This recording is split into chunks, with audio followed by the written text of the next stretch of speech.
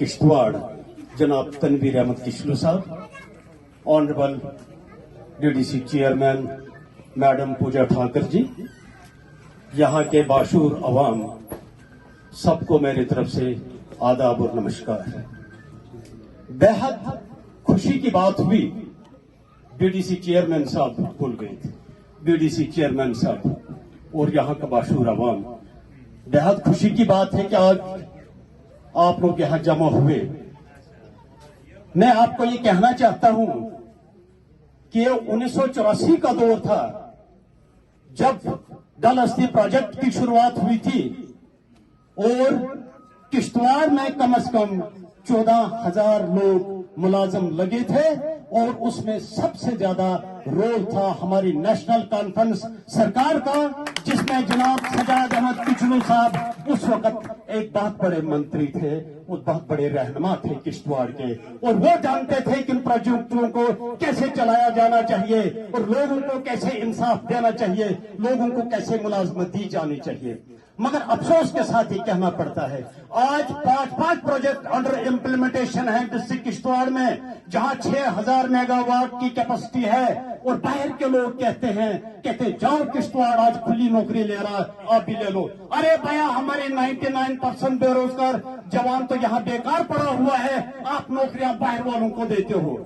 ये कंपनी गुजरात के लोगों को तो बड़ा मतलब ठेके तो दे सकती है, यूपी बिहार के लोग उनको ठेके दे सकते हैं, मगर किश्तवाड़ का अवाम खामोश बैठा है। यहाँ का बेरोजगार इतना पस्त हो चुका है, पढ़े लिखे लोग इतने पस्त हो चुके हैं, उनको समझ नहीं आता हम क्या करें, हम कहां जाएंगे, नौकरी कौन देगा और हमारा भला कौन कर सकता है।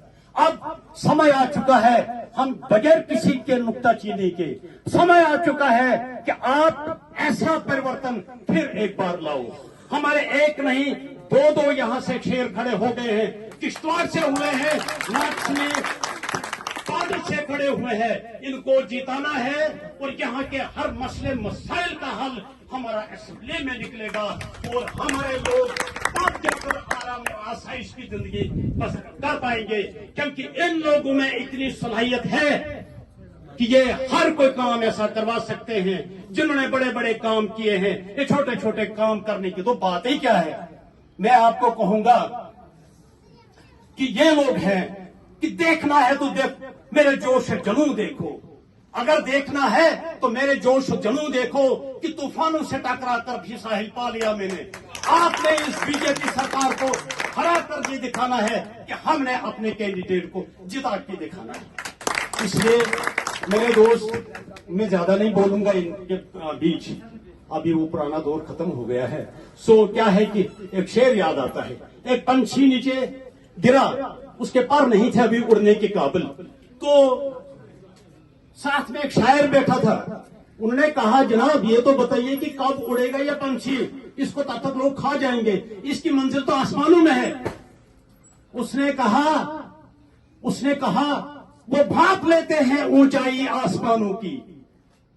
ये सोच के रखना कि हम अपने लीडर की ओर इशारा कर रहे हैं। वो भाप लेते हैं ऊंचाई आसमानों की, परिंदों को तालीम नहीं दी जाती उड़ानों की। अरे महकना और महकाना तो काम है फूलों का, खुशबू मोहताज नहीं होती कदरदानों की।